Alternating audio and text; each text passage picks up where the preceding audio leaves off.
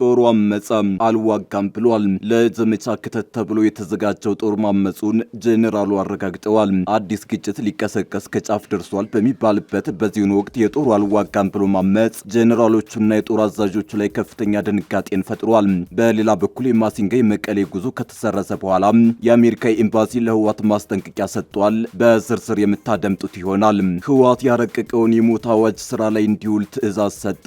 በህወሓት ሊቀመንበር ዶክተር ደብረጽዮን ገብረ ሚካኤል የሚመራው ካቢኔ ኃላፊዎችም ስለ አዋጁ ለፍትህና ጸጥታ አካላት ስልጠና ሲሰጡ ቆይተዋል። ትግራይን ኤርትራ የሚያደርጋት ይህ አዋጅ ከበርካታ ዓለም አቀፍ ወገኖች ተቃውሞ ቢበዛበትም ህወሓት ግን አምርሮ ወደ ስራ አስገብቶታል። ትሰሙታላችሁ። በኢትዮጵያ በአንድ ዓመት ጊዜ ውስጥ ህጻናት ላይ ያነጣጠሩ ከ13 በላይ የሰብአዊ መብት ጥሰቶች መፈጸማቸው ተሰማ።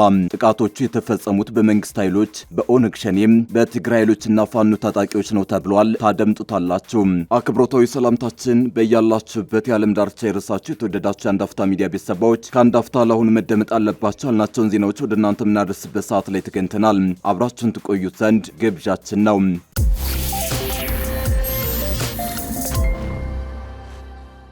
ጦሩ አመፀ አልዋጋም ብሏል። ለዘመቻ ክተት ተብሎ የተዘጋጀው ጦሩ ማመፁን ጄኔራሉ አረጋግጠዋል። አዲስ ግጭት ሊቀሰቀስ ከጫፍ ደርሷል በሚባልበት በዚህን ወቅት የጦሩ አልዋጋም ብሎ ማመፅ ጄኔራሎቹና የጦር አዛዦቹ ላይ ከፍተኛ ድንጋጤን ፈጥሯል። በሌላ በኩል የማሲንጋ የመቀሌ ጉዞ ከተሰረዘ በኋላ የአሜሪካ ኤምባሲ ለህወሓት ማስጠንቀቂያ ሰጥቷል። ውጥረቱ አይሏል። ነገሮች ከቁጥጥር ውጭ እየወጡ ነው። ጄኔራል አለምሸት ደግፊ ትናንት በሰጡት ማብራሪያ ህወሓትና የጽምዶ ኃይሎች ጦርነት ሊከፍቱብን ነው ሲሉ መናገራቸው የሚታወስ ነው። ይህም የህወሓት የጦርነት ዝግጅት የተረጋገጠ ስለመሆኑ የሚያሳይ ነው።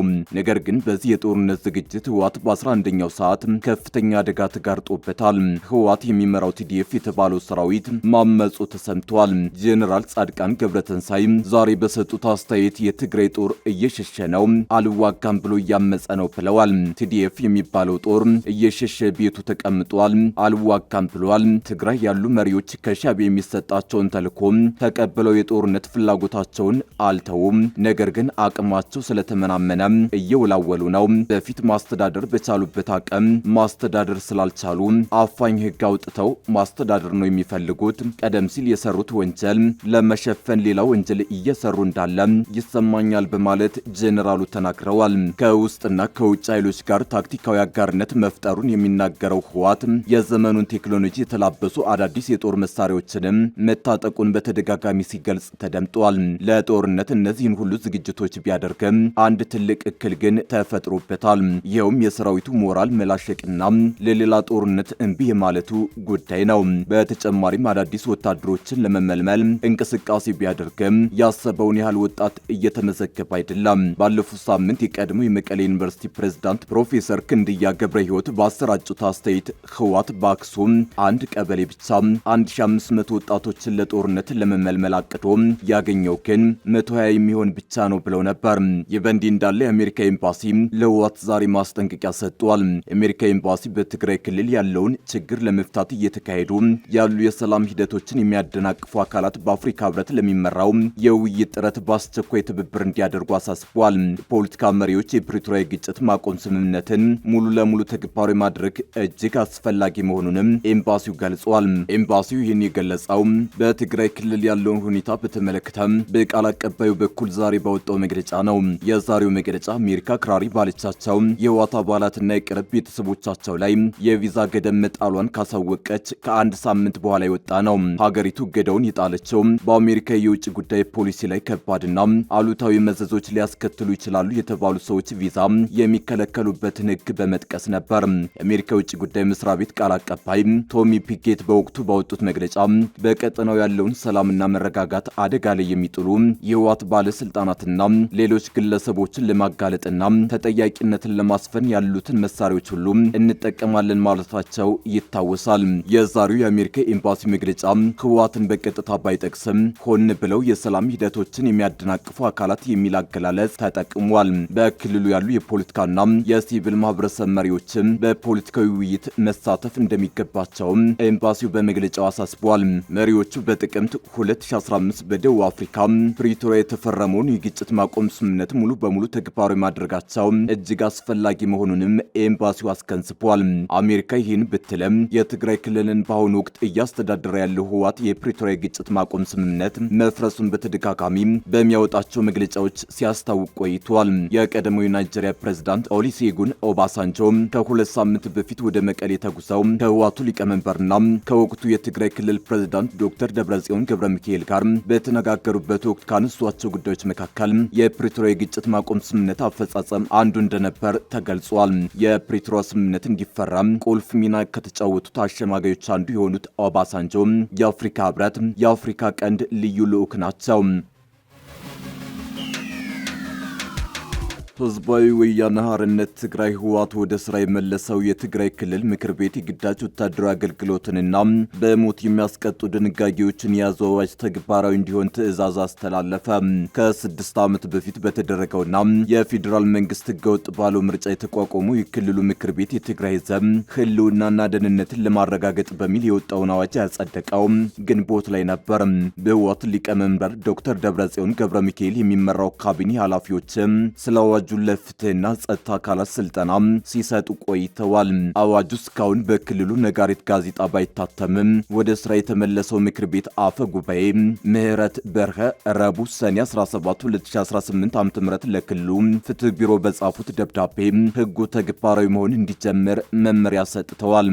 የትግራይ ክልል ከፍተኛ ፍርድ ቤትና የፖሊስ ኮሚሽን ግልባጭ ተጠቅሰዋል። አፈ ጉባኤዋ በደብዳቤያቸው በባለፈው ጉባኤያችን የጸደቀው 46 ገጽ የያዘ የህዝብ ትግራይ ህልውናና ደህንነት አዋጅ በነጋሪት ጋዜጣ እስኪታተም ድረስ በጊዜያዊነት እየሰራችሁበት እንድትቆዩ እናሳስባለን ብለዋል። የክልሉ ምክር ቤት ተግባራዊ እንዲሆን የወሰነው ይህ አዋጅ ከክልሉ ፖለቲከኞችና ዓለም አቀፍ የሰብአዊ መብቶች ተቋም ሂውማን ራይትስ ዎች ተቃውሞ ደርሶበታል።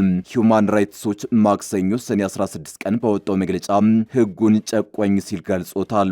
አዋጁ የትግራይ ክልል ባለስልጣናት ሰዎችን ለወታደራዊ አገልግሎት የሚያስገድዱበትና ተቃዋሚዎችን ለመቅጣት የሚያስችል ሰፊ ስልጣን የሚሰጥ እንደሆነ ገልጿል። አዋጁ ግልጽ ያልሆነና እጅግ የሰፋ ቋንቋ መጠቀሙን የገለጸው ዓለም አቀፉ የሰብአዊ መብት ተቋም ለተለያዩ ጥፋቶች እስራትንና የሞት ቅጣትን ደንግጓል ብሏል። በአዋጁ ላይ እስከ ሞት ድረስ እንደሚያስቀጡ ከሰፈሩት የወንጀል ድርጊቶች አንዱ በጦርነት ጊዜ በመሰረተ ልማት በህዝብና በመንግስት ተቋማት ላይ የሚደርስ ጉዳት ነው። ከጠላት ጋር መተባበርና የሚስጥር ማሽሎክ እንዲሁም በባለስልጣናት ወይም በትግራይ ሰራዊት ላይ ጉዳት ማድረስም እስከ ሞት የሚደርስ ቅጣት ያስፈርዳሉ። በትግራይ ሰራዊት ላይ በማንኛውም መንገድ ፕሮፓጋንዳ ማካሄድ እንዲሁም የትግራይ ተወላጆችን ለጠላት መመልመልና የትግራይ ጦር እንዲከዱ ማነሳሳተም እስከ ሞት ድረስ ከሚያስቀጡ ጥፋቶች መካከል ተጠቅሰዋል።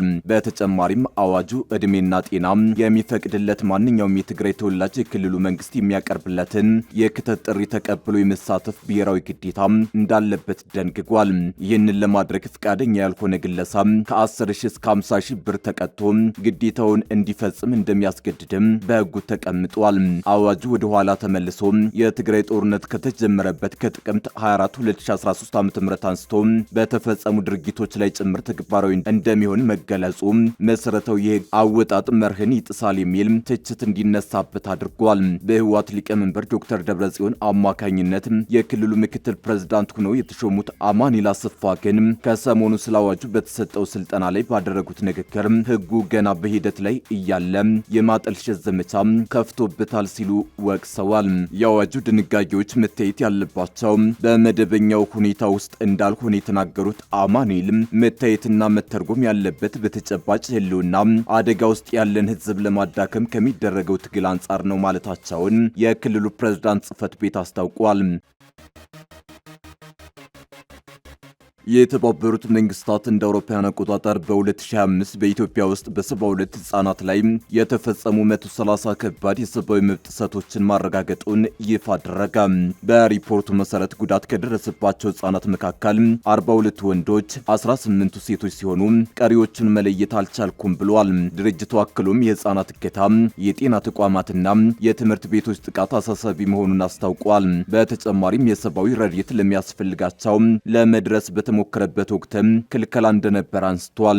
ባለፈው ሳምንት ይፋ የተደረገው ሪፖርት እንደሚያሳየው ከሆነ በአጠቃላይ 45 ህጻናት ሲገደሉ 22ቱ ደግሞ የአካል ጉዳት ደርሶባቸዋል። ለዚህም የሀገሪቱ መከላከያ ሰራዊት 24፣ የትግራይ ፖሊስ 4፣ የኦሮሞ ነጻነት ጦር 1 እንዲሁም 16 ህጻናት ደግሞ ማንነታቸው ባልታወቁ ታጣቂዎች ጥቃት እንደተፈጸመባቸው አመላክቷል። ለድርጊቱም ተጠያቂ መሆናቸውን ገልጿል። እንደ ሪፖርቱ ከሆነ በቀጥታ ጥቃት የተፈጸመባቸው 30 ናቸው። 10ሩ ደግሞ ፍንዳታን ባስከተሉ ቁሶች እንዲሁም 5 ህጻናት ደግሞ ጉዳት የደረሰባቸው በተኩስ ልውውጥ ምክንያት መሆኑን አንስቷል። የተባበሩት መንግስታት በ7 ሴት ህጻናት ላይ የጾታ ጥቃት መፈጸሙን አረጋግጫለሁ ያለ ሲሆን ከዚህ ውስጥ በሁለቱ ላይ የደረሰውን ጥቃት የፈጸመው የኤርትራ መከላከያ ሰራዊት መሆኑን ገልጿል። ከዚህ በተጨማሪም በ19 በትምህርት ቤቶችና በ14 ሆስፒታሎች ላይ በአጠቃላይ 33 ጥቃቶች ተፈጽመዋል ሲል በሪፖርቱ ላይ አስፍሯል።